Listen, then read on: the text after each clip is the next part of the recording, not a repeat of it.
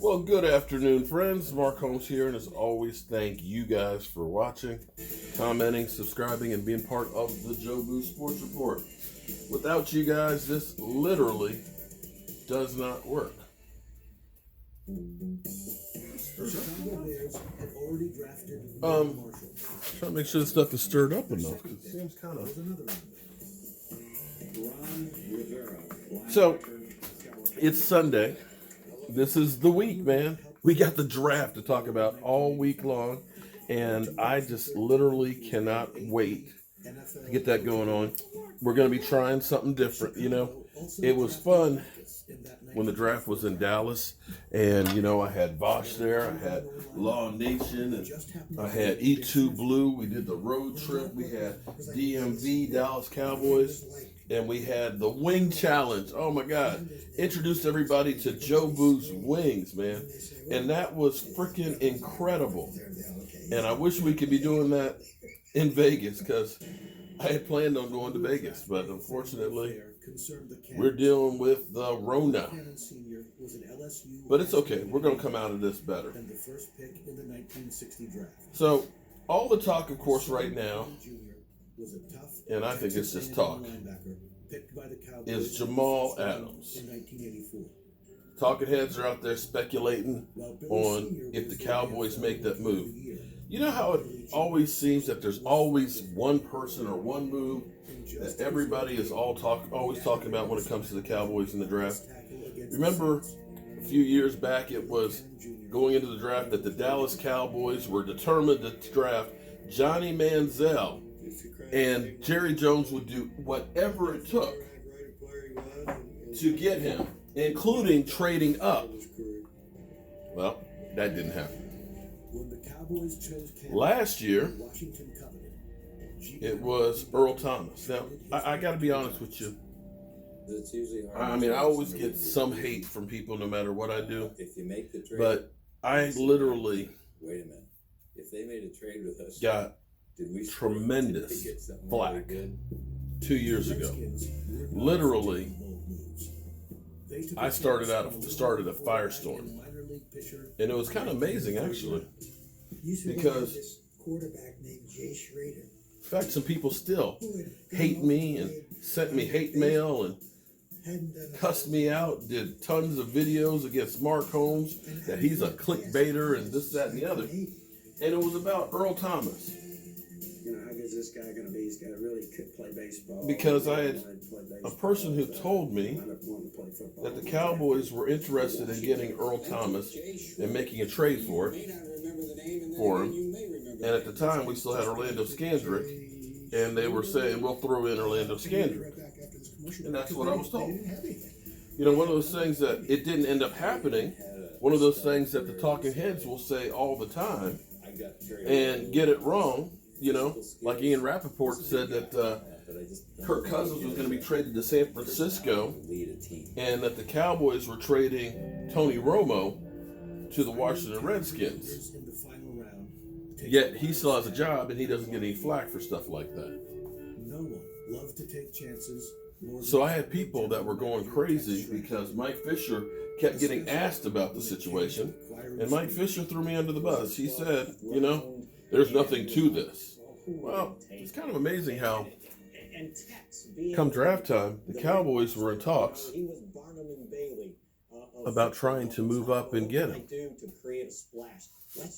And this is where this feels like deja vu. We know what people like to do with the Dallas Cowboys. People like to talk about wanting to be a Dallas Cowboys to help their situation. The Cowboys drafted 20 years earlier. Earl Thomas punked us. Earl Thomas definitely was trying to, you know, come get me.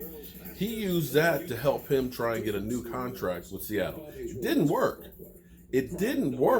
But see, it set the seeds out there for him to get paid. I don't know if Earl Thomas actually wanted to be a Dallas Cowboy, or if it was just, I want to get paid. And if the Cowboys are the ones to do it, great. But if I talk about going to the Cowboys, it might go ahead and make it better for me getting a contract from somebody else.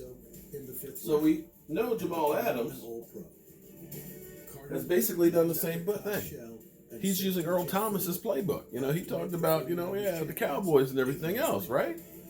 Now, I don't know. I know the Jets are looking at this like Seattle did and said, we're not paying a safety a whole lot of money. Now, the difference of Earl Thomas, of course, was Earl Thomas had been coming off several years of being injured, and Seattle looked at it as, it's time to rebuild our defense. We don't want to be locked into a big contract because by the time our defense starts really coming around, he's going to be too old. He has less years ahead of him than he has behind him. And so we don't want to be making, $14 million payday for an aging safety that's been injured the last couple of years. They've been burned by like Cam Chancellors and things. That's an unbelievable stretch for an athlete. I'm not so the Jets are kind of on that same thing. They got 2 years left on the contract. They know Jamal Adams wants to get paid, and they're trying to get as much as they can for him. So when you ask for something,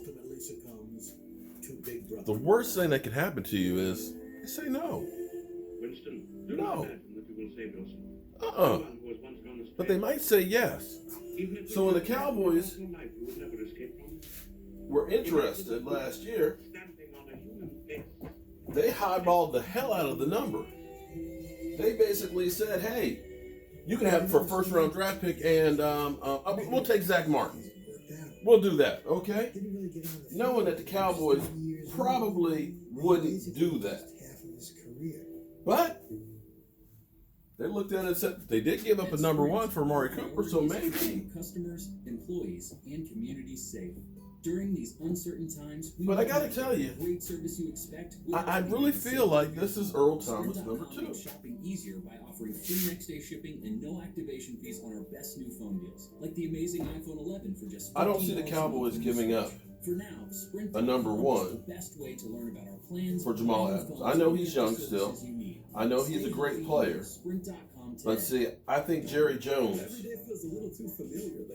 felt left out by not having that first round draft pick, about not being part of that first day party that he wants all eyes on what the Dallas Cowboys do. And that pick, that's about an ego. And last year, we didn't get that pick. We didn't have that opportunity.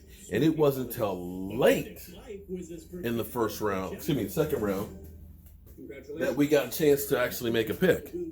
And Jerry Jones, he ain't going for that. Jerry Jones, he wants to go ahead and make that splash. And I got to think, with all of us being locked down, with all of us not being able to be out there and be in front of the media where he's got 100 reporters around him listening to every word he says, he doesn't have it, that he needs his fix. And I wouldn't be surprised if on draft day that the Dallas Cowboys do something huge just because they want the spotlight. Maybe it's a trade, they trade back and something like that, or maybe they make some kind of a trade back and do something, but they're not going to give up that first round pick.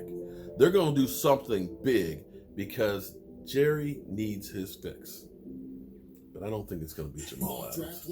Not unless the Jets come down on what they're looking for compensation-wise.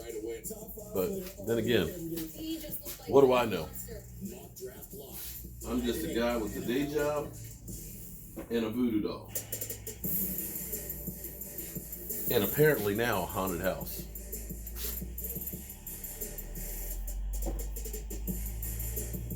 Somebody pointed out to me this morning from my morning video, I think around the minute 40 mark of the video, I was talking about the draft. And the door to the middle locker opens up by itself. Coming up with a supplemental draft, both of USFL players. I think it's Joe Boo looking to get a drink. You watch it and you tell me what you think. Wasn't me. Wasn't me. But something happened there. All right, I got to start up some machines in here because I got over there. I got the blanks for the walnut and the cherry ones that were ordered by you guys. So I got to get those things cut, sanded, and ready to rock and roll. But I'll probably do a live stream after I finish cutting those blanks out and stuff. So that way I won't be using the machines. I'll just be varnishing. Okay. All right. I'll see you guys later.